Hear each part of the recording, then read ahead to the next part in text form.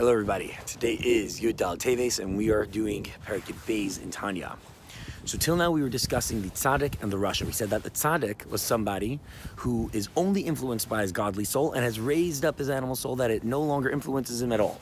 And then we have the Rasha on the other hand, who he is somebody who is influenced by the animal soul and may even do Averis. Now the Bienoni is somewhere in between, he has elements of both. On the one hand, when it comes to what he does, what he thinks, what he speaks, these were machshava divrei maisa, these were the vehicles of expression for the soul. So in that regard, he's very much like the tzaddik.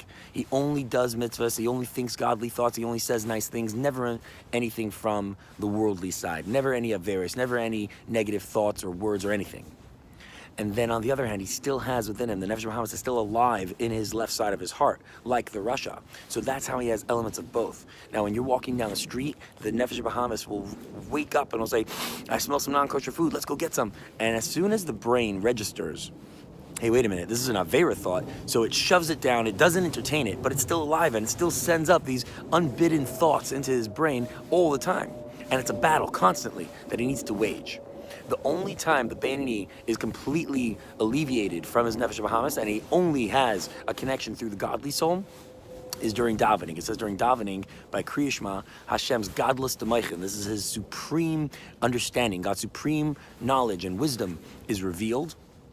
And also from our end, we are rededicating ourselves. When we say Shema, we're saying, I'm thinking about you, God, how you're Hashem, Elokeinu, Hashem Echad. And when you say the Ahavta, you're saying, I'm loving you, I'm sending my heart, I'm dedicating my heart to you. And when we say V'dibarta Bam, that we'll speak Torah to our sons. And when we say Kshartan, that we'll put on tefillin, or we say that we'll write mezuzahs. So these are saying that we're doing our mitzvahs with our hands. So we're rededicating our thoughts, our hearts, and our deeds to God.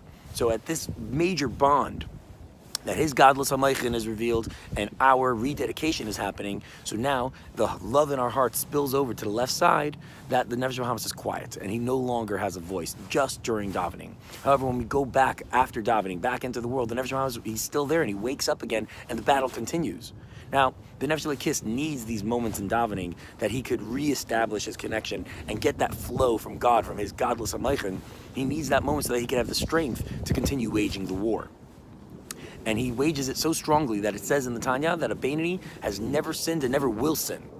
Now, the Rebbe points out, one second, later in Tanya, the Alter Rebbe will say that anybody could become a Bienoni. So if we're talking about somebody who never has sinned, how is it possible for every one of us who has sinned in the past, how is it possible for us to become a Bienoni? So the Rebbe says that when somebody takes on in their life and says, I want to do this, I want to be a frum Jew, I want to connect to God, when he really, really establishes this in his life, so at that moment he's like reborn. And in this headspace that he has now established for himself, he never did Averis and he never will do Averis.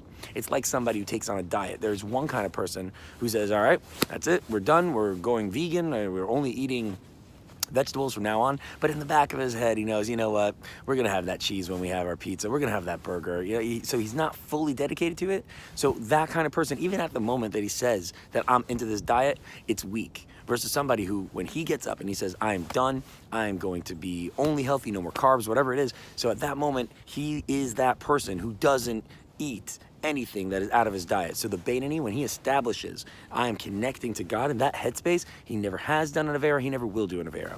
So just to summarize, the Bienoni is somebody who has his deeds are like the Tzadik, but inside of him he has the Nefesh Bahamas like the Rasha. That is today's Tanya.